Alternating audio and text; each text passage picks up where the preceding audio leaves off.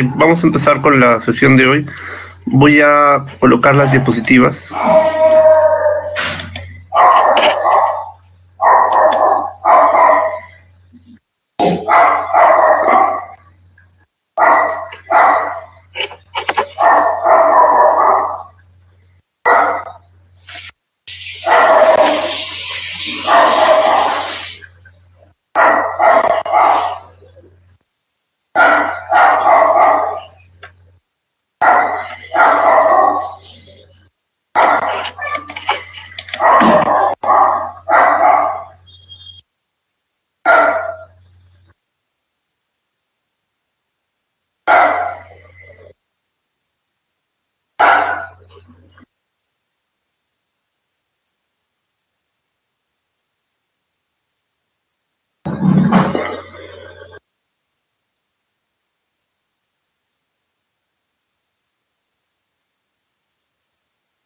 Bien, hoy nos toca ver el tema referido a antropología filosófica, ¿no? ¿Qué es la reflexión acerca del ser humano, no? Vamos a ver que a lo largo de la historia nos hemos preguntado acerca de qué es el hombre. Por un lado, qué es el hombre, y en otro podríamos entender esta pregunta como qué nos diferencia de los otros seres, ¿no? De los animales, de los demás animales, por ejemplo, ¿no? Y esta pregunta nos lleva a otra, que viene a ser la de cuál es el sentido de la existencia humana. Si es que tiene un sentido, claro está, ¿no? Es decir, estamos en el mundo solamente porque, en fin, hemos nacido y no nos quedó otra, o de repente somos parte de un plan divino, ¿no? ¿Quién sabe? Son preguntas que siempre nos han mantenido en vilo, ¿no? Permanentes. Yo creo que ustedes, sin haber estudiado mucho, también han tenido o han recaído en alguna de esas preguntas, ¿no? A veces quizás con la muerte de un familiar o algo así, ¿no? Podría ser que nos lleve este tipo de preguntas que, dicho sea de paso, en la actualidad alcanzan algunas especulaciones que ya son, no puedo llamarlas límites, pero son interesantes en todo caso, ¿no? Ustedes ya sabrán muy bien de estas teorías, de estas especulaciones en las cuales el hombre podría ser solamente creación de seres de otros lados. En general, es una pregunta muy amplia y no vamos a resolverla el día de hoy, pero lo que sí vamos a hacer es volver sobre algunas de estas respuestas que se han dado, ¿no? Al menos las que han tenido mayor pegada dentro de la cultura occidental, ¿no? Ahora, entonces, la antropología filosófica va a ser esta disciplina de la filosofía que se encarga de reflexionar acerca de todo lo concerniente con el ser humano, con el ser humano. El primer problema que vamos a analizar es el problema de la naturaleza humana. La pregunta, ¿qué es el hombre? Nos lleva, o se puede formular también de la manera siguiente, ¿no? ¿Cuál es la esencia o la naturaleza del hombre? O sea, ¿qué es el hombre? ¿Cuál es su naturaleza? ¿No? Y a la vez, esta pregunta se puede entender también como ¿qué diferencia el hombre de los demás seres vivos? ¿No? O sea, porque al final, cuando yo digo que es el hombre, estoy diciendo qué es lo particular en este ser, y como correlato estoy señalando también qué me diferencia de los demás, ¿no? De los demás seres, ¿no? Bueno, el problema está planteado, ¿no? ¿Qué es el hombre? ¿Cuál es la naturaleza humana? Ahora, vamos a ver que Scheller, de manera general, recopiló algunas respuestas acerca a esta pregunta que se han dado a lo largo de la cultura occidental, ¿no? Dentro de la cultura occidental, desde que rastreamos los orígenes en la Grecia clásica. Él diría que han habido 4 respuestas principales a esta pregunta, ¿no?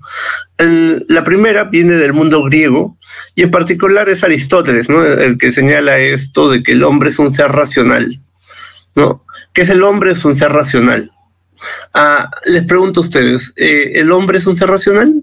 ¿Estarían de acuerdo con esta definición? Yulimar, Luciana, buenos días. ¿Qué opinan ustedes? ¿El hombre es un ser racional? ¿Podríamos definir de esa forma al ser humano, no?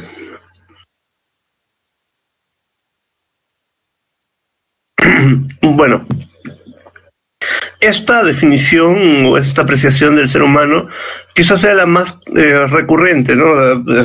Creo que todos hemos escuchado esta idea, ¿no? De que el hombre es un ser racional, es lo primero que se vendría a nuestra mente cuando nos pregunten esto, ¿no?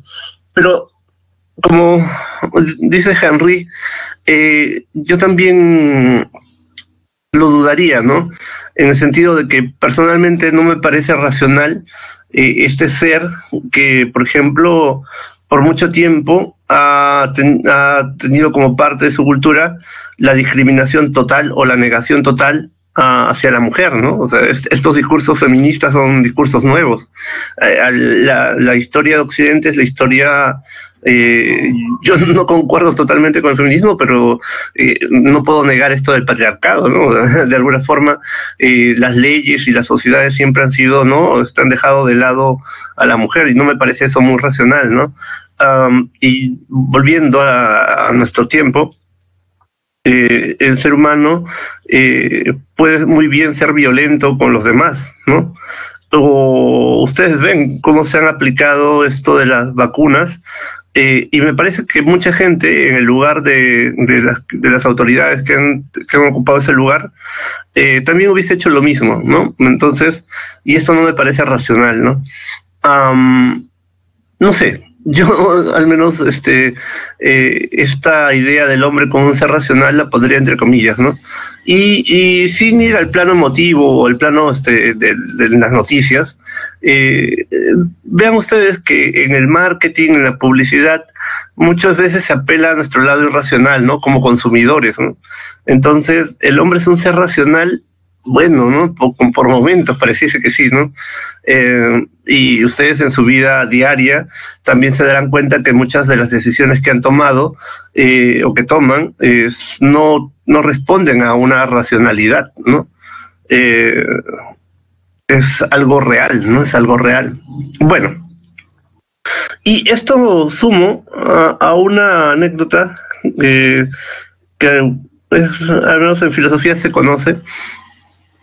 En el mundo griego andaba un filósofo, caminaba y se le acerca a alguien y le pregunta: ¿qué es el hombre, maestro? ¿No? Entonces esta persona responde: el hombre es un ser bípedo. ¿Están de acuerdo con esta idea? ¿El hombre es un ser bípedo?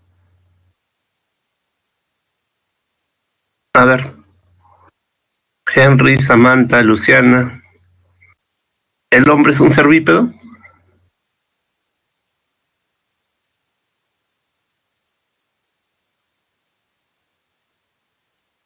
Entonces, esta persona que hizo la pregunta va al mercado y vuelve y trae un pollo y le dice al filósofo: maestro, ¿esto es un hombre?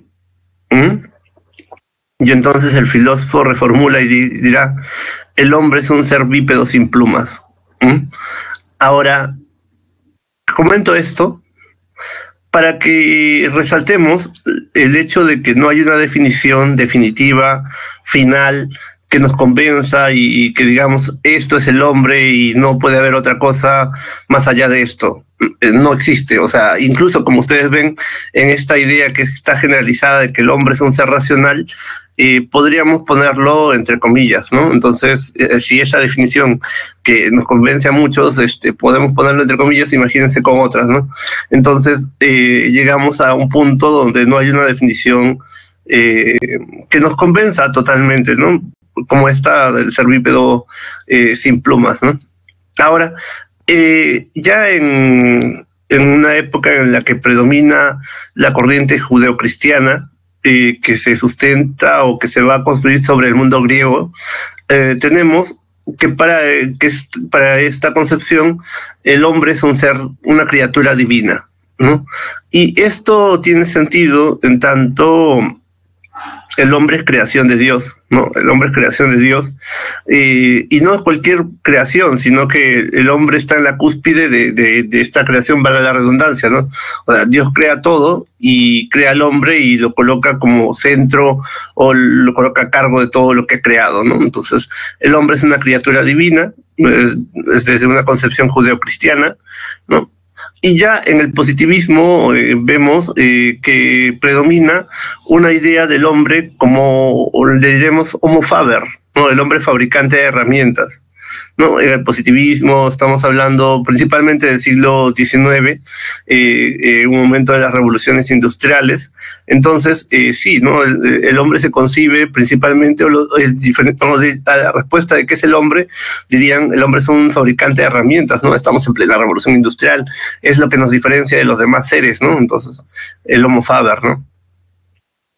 Y finalmente, veremos en el espiritualismo una respuesta que va en el sentido de que el hombre es una persona. Pero esto va un poco más allá, ¿no? Que el hombre sea una persona implica que el ser humano tenga espíritu, ¿no? Entonces, el hombre tiene espíritu, por tanto es persona. Y ser persona ya lo diferencia de los demás seres. Ahora, ser persona implica tres características que vamos a verlo hoy día en la clase, pero yo les puedo adelantar que para el espiritualismo, que el ser humano sea persona, nos puede decir como factor más resaltante que dirán el hombre es un ser libre, pero libre respecto a qué? Libre respecto a sus instintos. O sea, es el hombre, dirán ellos, es el único que le puede decir no a los instintos, a diferencia de los otros seres. O sea, les voy a poner un ejemplo bastante simple, ¿no? Ustedes están en el examen de admisión, están dando su prueba y quieren ir al baño. ¿O lo van a hacer? ¿Van a salir de su prueba y se van a ir al baño?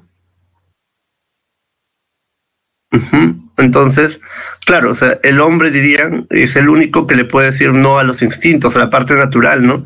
En cambio, si estuviésemos ante otro ser, lo más probable es que ante esta necesidad fisiológica simplemente la cumpla, ¿no? Entonces es parte del ser persona desde la óptica del espiritualismo, ¿no? Ellos resaltan esta característica nuestra. Ahora, vamos a repasar las principales nociones del ser humano, ¿no? Como decía hace un momento, Aristóteles nos dice el hombre es un ser racional, pero también usa esto de que el hombre es un ser político, ¿no? Pero acá, por favor, tengan bastante cuidado, ¿no? Es decir, la traducción. Yo preferiría el hombre es un ser social, ¿no? ¿Por qué? Cuando Aristóteles dice el hombre es un ser político, se está refiriendo a que el hombre vive en la polis, ¿no? O sea, participa de la polis, de la vida de la polis. Ustedes no se olviden que para el hombre griego, como hablamos en su momento, el fin de la vida ¿no? en sociedad es participar del gobierno de su polis, de su grupo social, ¿no? O sea, todos los jóvenes se forman para algún día resaltar en el foro, en el ágora, ¿no? Y sí, o sea, en ese sentido es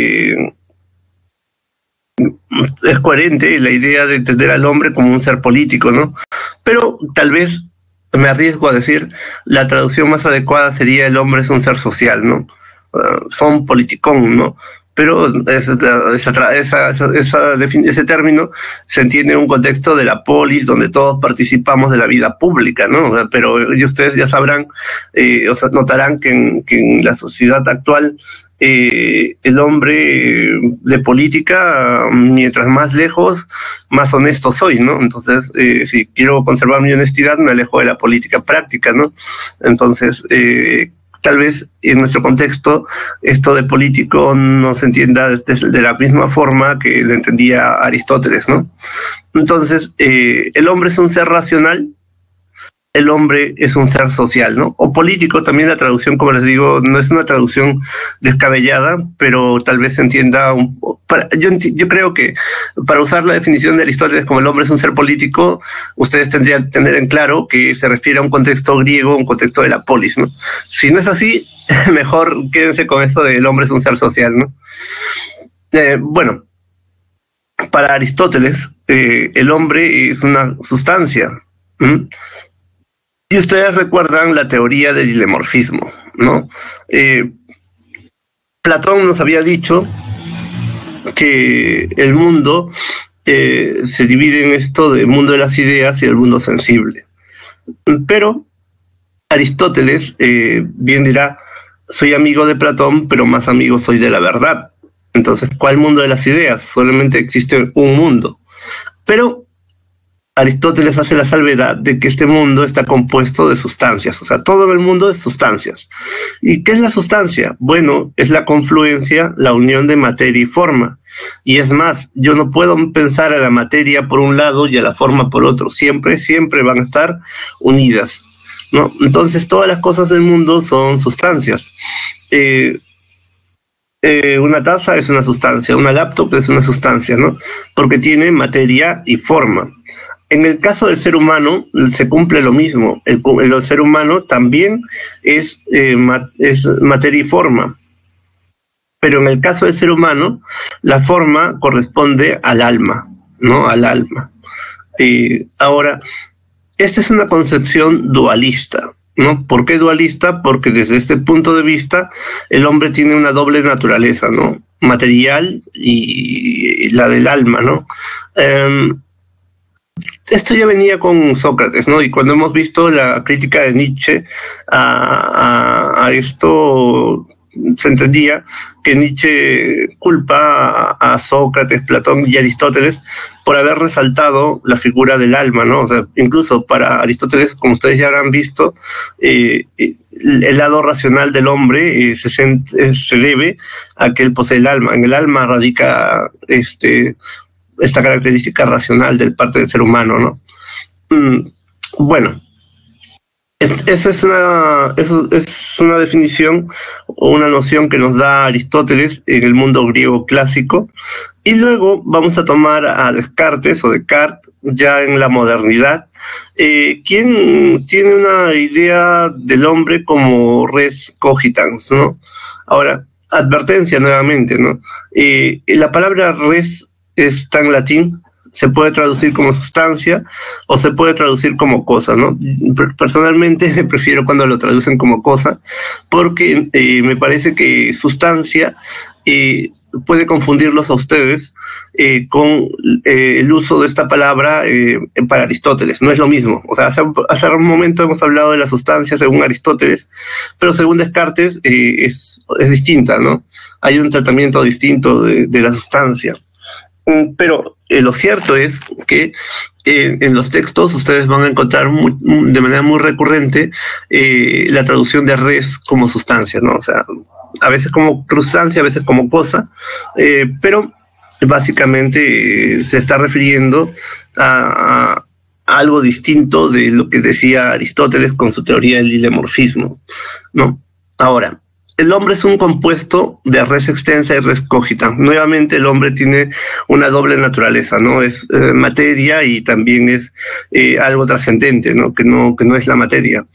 Y nuevamente Descartes está en la misma tradición cristiana, o sea, no nos sorprendamos por ese lado, ¿no?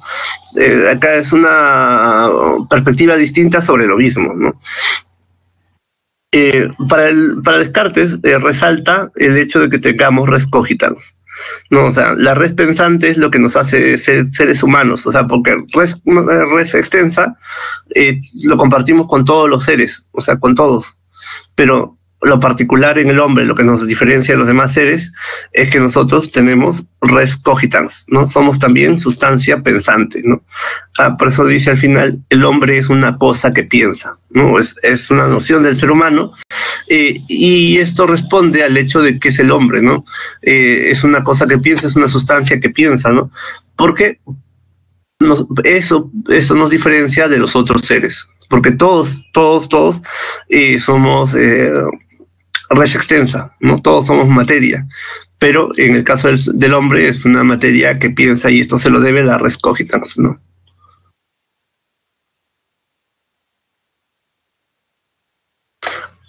Para Marx, el ser humano es, o se entiende al ser humano en base a las relaciones sociales de producción. A ver, miren, vamos a usar un ejemplo que ya he usado anteriormente, espero que ahora sí quede claro. ¿Mm?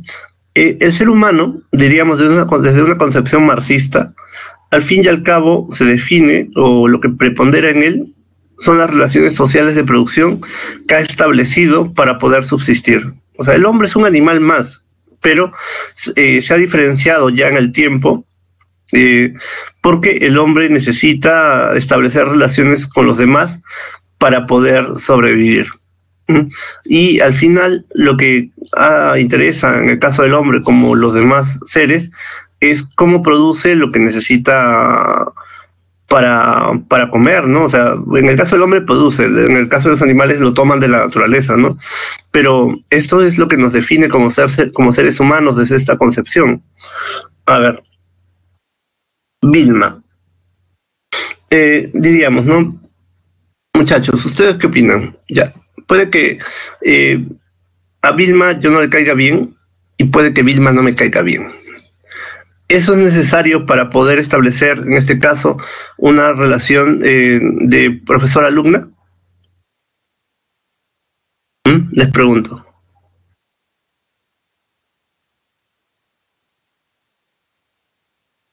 ¿Es necesario? No lo es. Ah. Y de igual forma, el ser humano se organiza en sociedad no porque seamos amigos o porque vayamos de la mano o porque todos estemos, no, estamos, eh, lo mismo, misma, gracias.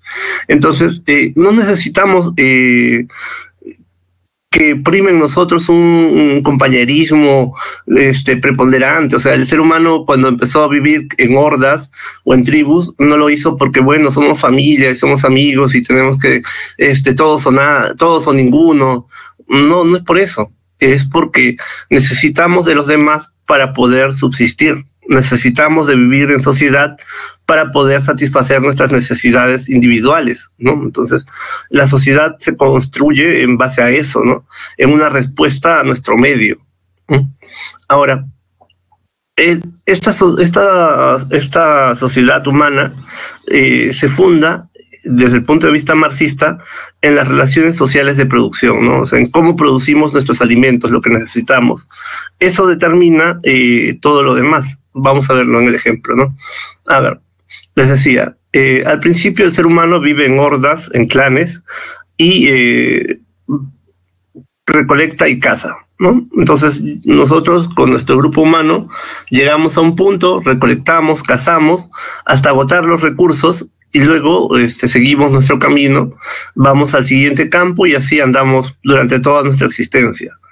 Pero ocasionalmente nos toparemos con otros grupos humanos y cuando nos topamos con otros grupos humanos, vamos, los matamos y nos quedamos con su territorio, ¿no? Y así por miles de años el ser humano ha vivido, ¿no? Pero en algún momento, y dice la historia, ¿no? De repente las mujeres descubren la agricultura, ¿no? Entonces tenemos por primera vez en la historia humana un excedente, o sea, tengo algo más, ¿no? Ahora lo mismo, porque esto hace que la población crezca, ¿no? O sea, como hay alimentos, la gente se reproduce más, hay más miembros en la familia, y necesito más campos, necesito más terrenos. Igual, tengo que ocupar los que estén a mi alrededor, y si me topo con algún grupo humano, tengo que hacerle la guerra, ¿no? Hago la guerra a este grupo humano, lo venzo, pero ahora vamos a decir, como tengo que darte de comer, lo básico, pero te puedo dar de comer. Ofrezco te ofrezco el hecho de que no te voy a matar, pero vas a trabajar aquí. Entonces, sociales de producción certificado. Estamos en un nuevo modo de producción. ¿Cuál es ese modo de producción? ¿Qué modo de producción hacemos una relación?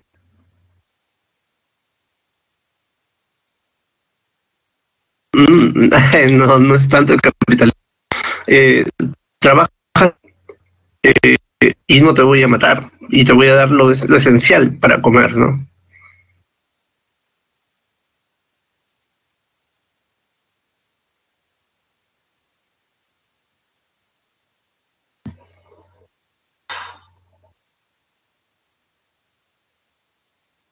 A ver, muchachos, claro, en un primer momento surge el esclavismo, ¿no? Surge el esclavismo. Entonces, ya no matamos al vecino, pero va a tener que trabajar de manera incondicional para nosotros, ¿no? Y nosotros, en retribución, le vamos a dar parte de la producción que sea indispensable para que él pueda sobrevivir, él y su familia. En el tiempo, se darán cuenta ustedes que los esclavos son costosos, muchachos. No es que tengo mi esclavo y soy feliz, ¿no? No, para nada. O sea, tener un esclavo es costoso.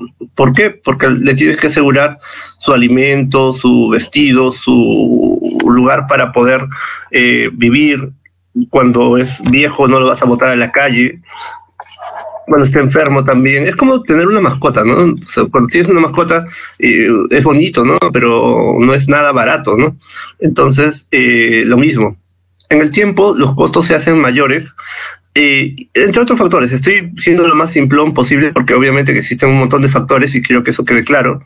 Entonces, en algún momento, el amo dirá, ¿no? Bueno, eres libre, eres libre. Vamos a libertar a los esclavos. A partir de este momento, los esclavos son libres. Pero eso sí, ¿no? Si quieres comer, si quieres subsistir, vas a tener que trabajar para mí, porque yo soy el dueño de la tierra, ¿no? Ahora vamos a hacer un trato distinto, ¿no? Tú vas a trabajar, o te voy a dar una parcela y tú vas a trabajar ahí, y no me importa si te enfermas, si tu familia está mal, si es que no llovió, no me interesa, porque mi responsabilidad acaba en darte la parcela y tú vas a darme una parte de la producción, ¿no? Se ha modificado el modo de producción. ¿A qué modo de producción hemos ingresado?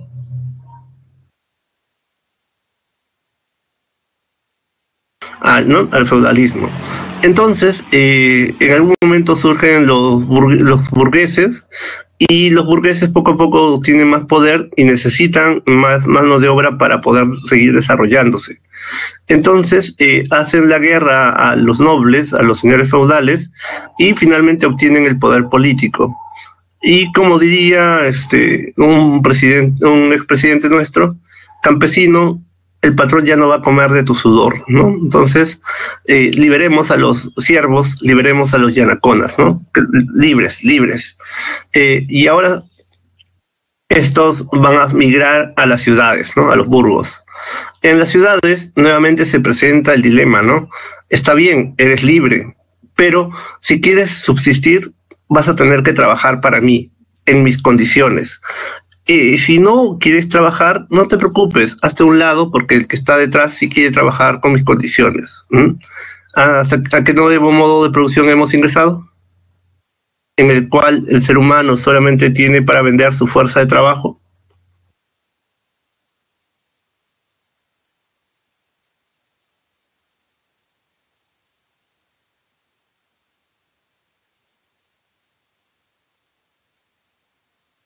Sí, ¿no? El capitalismo. Entonces, desde el punto de vista marxista, hay una sucesión de modos de producción en el tiempo, ¿no? El esclavismo, el feudalismo, el capitalismo, y diríamos en algún momento, cuando la producción se haga tan grande que requiera nuevas relaciones sociales de producción, desde su perspectiva entraríamos al comunismo, ¿no? Bueno, hasta cierto punto, algunas de sus ideas, ¿no? Sí han tenido correspondencia en la realidad, en el sentido de que a veces, o podemos señalar, que ya en este momento tenemos la capacidad suficiente para producir para todos, ¿no? Eventualmente, cuando hay sobreproducción de leche, por ejemplo en el norte, se tira la leche al río, o a nivel mundial, cuando hay sobreproducción de granos, de maíz, de trigo, se echa estos al océano, ¿no? Porque colocarlo en el mercado baja demasiado los precios, ¿no? Bueno, entonces, eso es desde la teoría marxista, ¿no? O sea, los modos de producción se van a suceder en el tiempo. Y alguien le preguntó a Marx, ¿y qué viene luego del comunismo? Bueno, algo distinto, porque la historia humana no se detiene, pero eso sí, yo no puedo hablar de más allá, ¿no? Pero es básicamente cómo nos presenta el desarrollo de la sociedad. Y nuevamente volviendo a nuestra pregunta, ¿no? Al final, lo que define una sociedad y al ser humano, podemos decir que son las relaciones sociales de producción, ¿no? Y estas relaciones sociales de producción son el sustento de todo lo demás. Ahora viene lo difícil de comprender para ustedes, ¿no? Miren, sobre la base de una relación social de producción esclavista, o sea, cuando estábamos en el modo de producción esclavista, todo lo demás se sustenta en esa estructura, ¿no? En esa estructura que es la del el esclavismo. O sea, el modo de producción es la estructura de la sociedad. Sobre eso se sustenta todo lo demás, que es superestructura. ¿Y qué implica todo lo demás? Bueno, todo lo demás. O sea, la literatura, la religión, el derecho, toda otra construcción humana se determina en base a su modo de producción. Es decir, durante el esclavismo, el derecho era un derecho que hablaba sobre los derechos del amo y alguno que otro derecho del esclavo también, ¿no? Entonces, por ejemplo, la literatura nos va a hablar de los valores del buen esclavo y los valores del buen amo. La religión nos hablaría de que si alguien te golpea, da la otra mejilla, pero el esclavo, el buen esclavo, nunca se va a rebelar ante el amo, porque solamente un esclavo humilde puede llegar al paraíso, ¿no? Digamos, ¿no?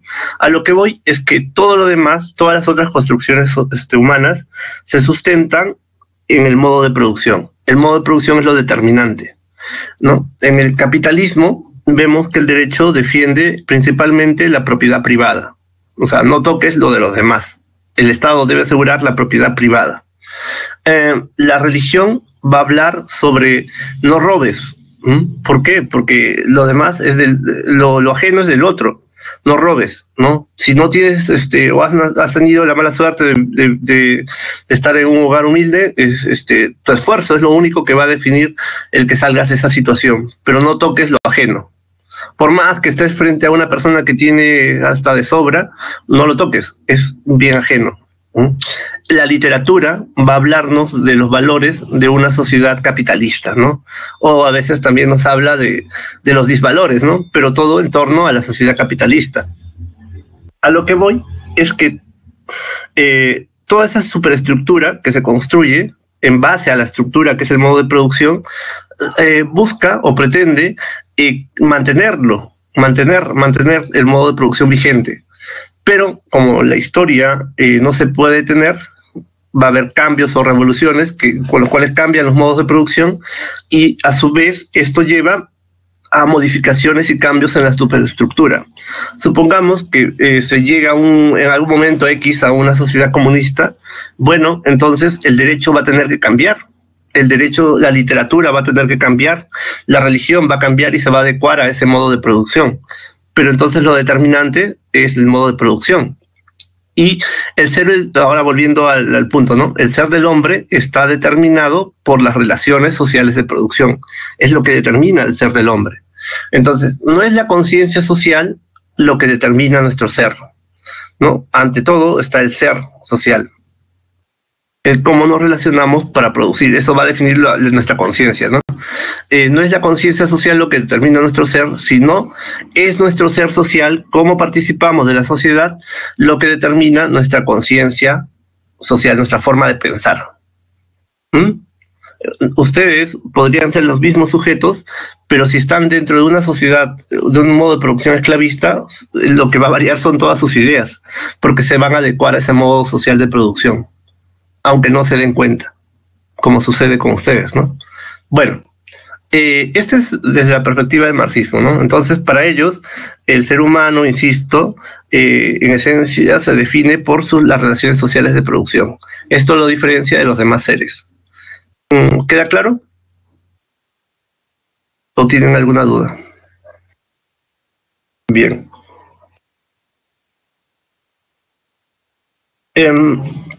Para Cassirer, dentro de una perspectiva simbolista, el ser humano, diría él, es un animal simbólico. O sea, el ser humano se relaciona con el mundo a través de símbolos. O sea, no tenemos una relación directa con lo que nos rodea. Utilizamos los símbolos, ¿no? ¿Cómo entendemos esto, no? Un tipo de símbolos es son los del lenguaje, ¿no? Y voy a colocar acá un ejemplo, ¿no? Un poco sirviéndome de Wittgenstein también, ¿no? Los límites del mundo son los límites de mi lenguaje, ¿no? A ver, voy a traer, supongamos que estamos en una clase regular y voy a traer a dos sujetos. Uno, una persona, el número uno va a ser una persona sin educación, o sea, una persona que haya acabado la primaria y punto. Y la otra va a ser un poeta, ¿no? Porque se supone que son los que mejor dominan el lenguaje. Bueno, los traigo a ambos y les pido por favor que describan el aula, ¿no? Entonces, el sujeto 1 describiría el aula y diría tal vez, bueno, este es un salón pintado de blanco, con una pizarra, con carpetas y alumnos, ¿no? El otro, de repente me dice, este es un área rectangular, ¿no? Espacial, con algún tipo de blanco en matiz tal, con asientos en forma de carpeta y de tal color y tal, ¿no? Textura, y tiene por acá un rectángulo que llamamos pizarra de color verde, blanco, para lo cual voy a utilizar algunas plumas de tinta de color, ¿no? Para poder escribir en él, y se va con todo su uso del lenguaje, ¿no? Y esto sucede porque el poeta tiene un mayor dominio del lenguaje, tiene más palabras en su acervo que le permiten una descripción mayor o más fidedigna de la realidad, más precisa, ¿no? Entonces, noten ustedes, el ser humano se relaciona con el mundo a través de símbolos. Entonces, el mundo del poeta es mucho más amplio, diríamos, que el mundo de la persona 1, aunque sea que estemos refiriéndonos a un mismo mundo objetivo, ¿no? Hay estudios que señalan que una persona común y corriente, y debo incluir, supongo, a los ingenieros acá, tienen un vocabulario de 1000 palabras, por decir, ¿no? Estoy más o menos haciendo promedio. 1000 palabras, ¿no? O sea, todo tu vocabulario, al final suma, tu vocabulario personal, suma digamos, 1000 palabras que vas a, ¿no?, conjugar para formar oraciones, y con esas te relacionas, ¿no? En cambio, una persona con algunos estudios superiores, ¿no?, que lee, podemos decir que llega a las 1700 palabras, digamos, ¿no? Estoy haciendo cálculos aproximados. Su lenguaje se compone de 1500 palabras, 1700 palabras, y esto permite que haga un mayor número de combinaciones, ¿no? Entonces, ¿cuál es el mundo más rico? ¿El de una persona con 1000 palabras o una persona con 1500 palabras? ¿De cuál de los dos sujetos su mundo será más rico?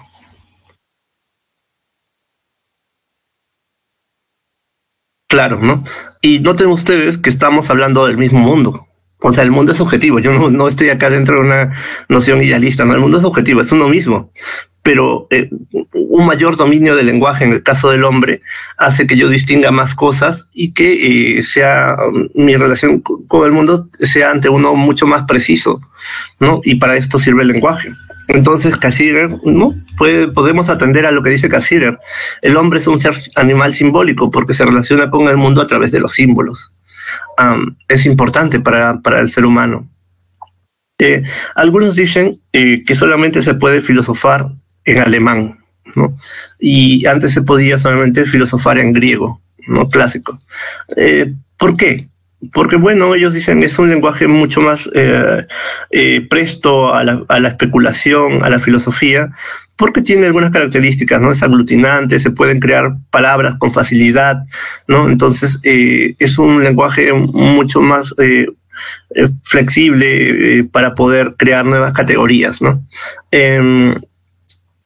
Piensen en algo, ¿no? Supongamos que tengo una silla y esta se cae, ¿no?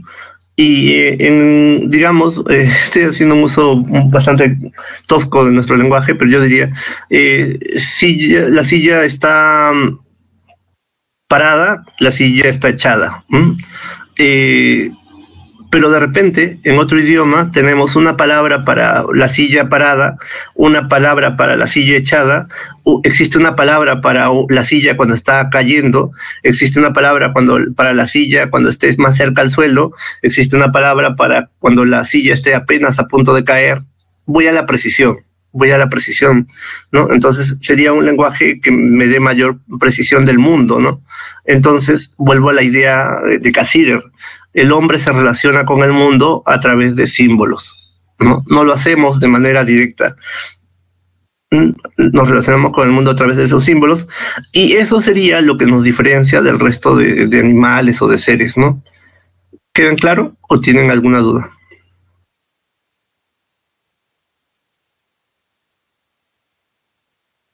¿Se desmayaron?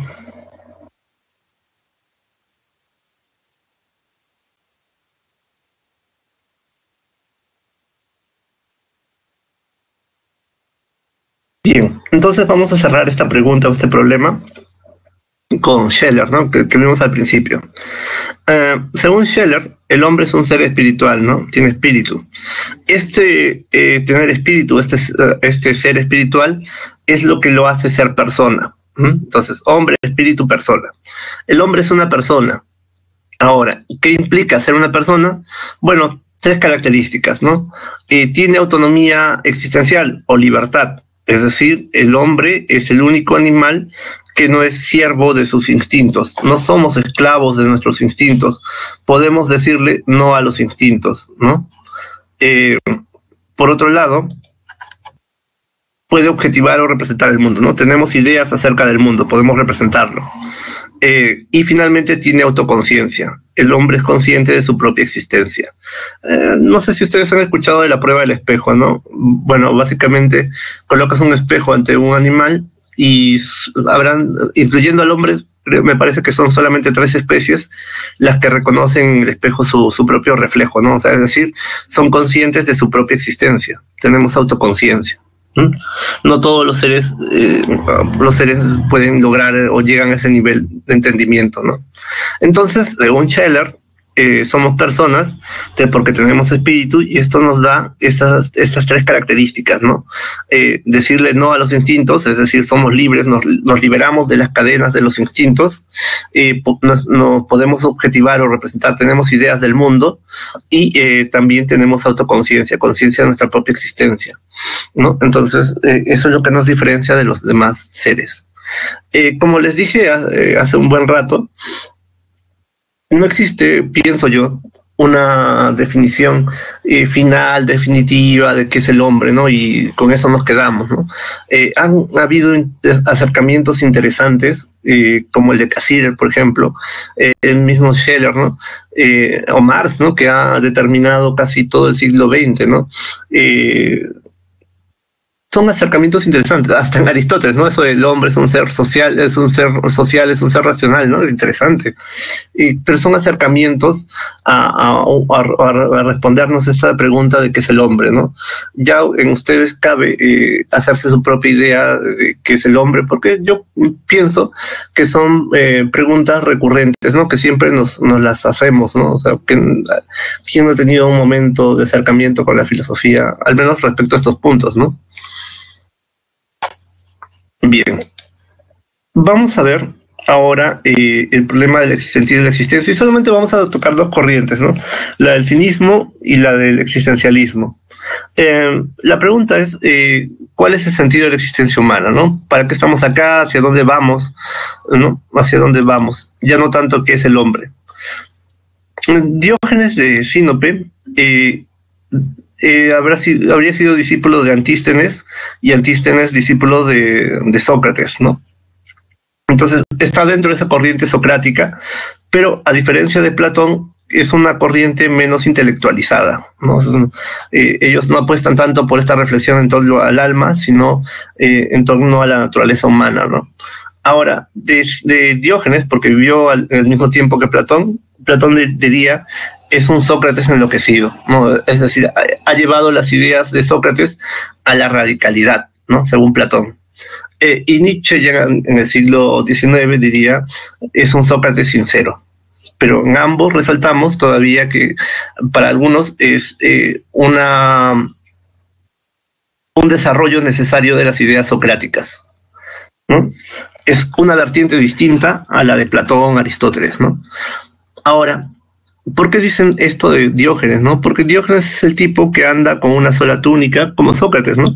Pero Diógenes lleva al extremo esto de que él busca renunciar a todo lo material. En Sócrates todavía vemos una cierta resistencia, ¿no? Sócrates también no le importaba si comían en su casa, paraba haciendo filosofía y todo lo demás, pero con Sócrates todavía hay una resistencia porque tiene esposa, Jaltipa, ¿no?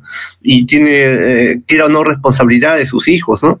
En cambio ya Diógenes es un desentendimiento total del hombre con la sociedad, ¿no?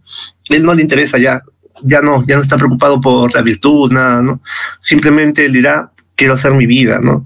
Y para esto su corriente, la del cinismo, pretende volver al estado natural, ¿no? Al fin y al cabo somos animales. Y como animales, para vivir y para ser felices, entre comillas, necesitamos solamente satisfacer nuestros instintos, nada más. Lo demás son convenciones sociales que nos producen una carga innecesaria. Y es más, estas convenciones sociales lo único que hacen es reprimirnos, o al final no podemos cumplir con las expectativas de la sociedad y vamos a generar seres reprimidos y tal vez descontentos con su propia existencia, ¿no? Supongamos, ¿no?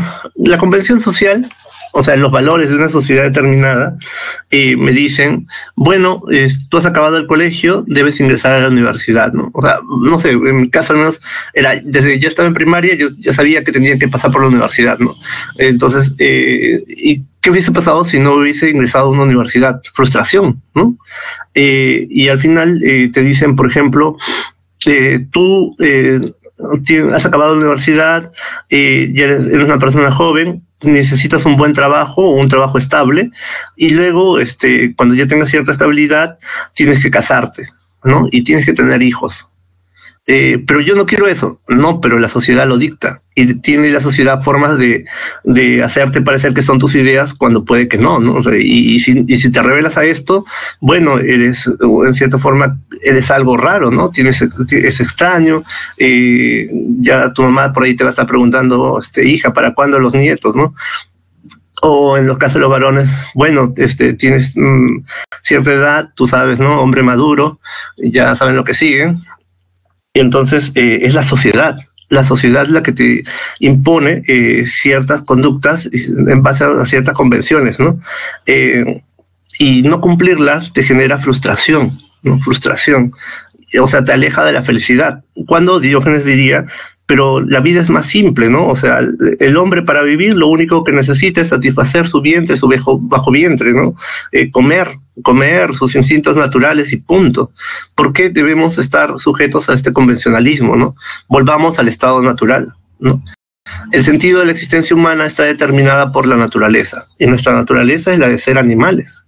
Solo se puede ser feliz si se vive guiándose por la libertad de hacer y decir lo que se siente y piensa. Entonces, siendo coherente con esto, Diógenes será un tipo que un día está comiendo en el ágora y le reclaman, le dicen, ¿por qué comes en este lugar? Y le dirá, pero tengo hambre, ¿no? Alguien le invitará a comer, comerá, y luego se burla de Diógenes. Entonces Diógenes irá y le escupirá, ¿no? Y nos puede decir tranquilamente, yo soy como un perro, ¿no? Los perros lamen la mano de quien te alimenta y muerden a quien te ofende, ¿no? De quien te molesta. Diógenes un día está con su morral, en el cual solamente tiene un plato y un vaso como propiedad, y entonces va al río y toma agua, y se da cuenta que los niños toman agua del río directamente con las manos, ¿no? Entonces coge su vaso y lo rompe, porque es innecesario. O sea, vives con lo menos posible y solamente te preocupas por satisfacer tus necesidades básicas. El grupo de los cínicos es un grupo reducido de personas y no dura mucho tiempo, ¿no? O sea, serán unos cuantos siglos donde encontramos cínicos de esta escuela, porque sus condiciones son difíciles de cumplir, ¿no? O sea, una persona que se ascribía a sí mismo renunciaba a sus propiedades y solamente se dejaba vivir, a veces viviendo en toneles, ¿no? En donde pueda dormir, duerme, en donde puede comer, come. Y para satisfacer sus necesidades sexuales también, o sea, tranquilamente un cínico podía estar, yo sé, son mayores, ¿no? Masturbándose en la calle, punto, ¿no? ¿Por qué? Porque tengo esa necesidad y punto. Y me alejo de toda convención social, de estas normas, de la moral que me rige, ¿no? Ahora, acá nos dicen, ¿no? El más libre y feliz no es quien más tiene, sino quien menos necesita, ¿no? O sea, reduzco mis necesidades, ¿no? Y en estas están las necesidades de poseer, ¿no? Ahora, Diógenes, se dice que en algún momento Alejandro pasa por Atenas y busca a Diógenes porque es famoso, ¿no? Y le dice, Diógenes, pídeme lo que quieras, que yo te lo voy a conceder. Entonces Diógenes le dice, apártate porque me estás tapando la luz del sol. Esta historia nos da, aunque no haya ocurrido, nos da la idea de que Diógenes era una persona que necesitaba poco para vivir, ¿no? A mí los hombres, ¿no? Acudieron varios y en ellos distinguió que ninguno era hombre porque todos estaban solamente guiados por estas convenciones sociales. En general, muchachos, esta es una corriente filosófica porque lo están haciendo de manera consciente. O sea, de manera consciente están renunciando a estas convenciones sociales y están optando por una vida natural. Es interesante esa corriente, ¿no? Y vamos a ver ahora finalmente la del existencialismo con Heidegger, ¿no? Primero, Heidegger nos dirá que la pregunta por el ser ha quedado en el olvido y estamos más preocupados por el ente, por las cosas del mundo, ¿no? Y nos olvidamos de lo que subyace a esto, la pregunta por el ser. Ahora, el ser para Heidegger es el Dasein, se escribe Dasein, ¿no? El Dasein. El Dasein es el ser en el mundo. Y él dirá, el Dasein es el hombre, porque el hombre es el único ser consciente de su existencia. Pero yo no puedo pensar al ser o al Dasein en cualquier momento, lo tengo que ubicar en el tiempo. Su obra principal es el y tiempo. Al hombre lo ubico en el tiempo. No lo puedo entender fuera del tiempo. El hombre es un ser arrojado al mundo. Es su frase más conocida. Imaginen ustedes que están en una actuación en la mañana o están yendo al colegio y les piden, tú, adelante, vas a hoy día a darnos algunas palabras. Y tú dices, pero ¿yo por qué? ¿No? O sea, eres un ser arrojado al mundo. Nadie ha pedido nacer. Todos estamos acá porque, en fin, ¿no? Entonces no hay un sentido de la vida predeterminado. O sea, no venimos al mundo con vas a ser tal y este es tu destino, ¿no? Para el existencialismo somos seres arrojados al mundo, pero esto nos abre un sinfín de posibilidades, ¿no? Ahora, como les dije, el ser se ubica en el tiempo y ese tiempo es el presente. Para el existencialismo, el pasado ya no tiene sentido, ya transcurrió. Y el futuro es perspectiva, es lo que se viene, pero no está predeterminado. Lo que tú tienes en claro es que tienes el presente, nada más que el presente. El Dasein es un ser ahí, es un estar ahí, un ser que es básicamente el estar en el presente, ¿no? Lo único claro, muchachos, para todos nosotros debe ser que vamos a morir. Desde que nacemos, lo único claro es que vamos a morir. Resalto la idea de que no tenemos nada predeterminado salvo la muerte. Somos seres que estamos en una prisión y todos los días a una hora determinada viene el carcelero y se lleva a unos cuantos y los mata. Así vive el hombre. Todos los días estamos acá, pero no sabemos quién va a morir hoy día, ¿no? Puede ser, a cualquiera le puede tocar. Entonces, esto nos genera angustia, ¿no? Nos genera angustia el saber que lo único claro es que vamos a morir. Ahora, la filosofía debe servirnos para liberarnos de esta angustia, porque reconoce, todos vamos a morir, ¿por qué te complicas la existencia? Eso ya debes tener claro, todos los que están a tu lado van a morir. Vive el presente y construye el futuro, ¿no? Construye el futuro porque es un mar de posibilidades. Ahora, solamente cuando tú aceptes que somos seres para la muerte, vas a tener un sentido auténtico para la existencia, para la vida. ¿no? Porque vas a vivir el presente de manera plena, ¿no? Básicamente es lo que nos está planteando Heidegger. ¿Tienen alguna pregunta, muchachos? Sí, sí, sí, ya estoy finalizando, Rosario, gracias. Bueno, muchachos,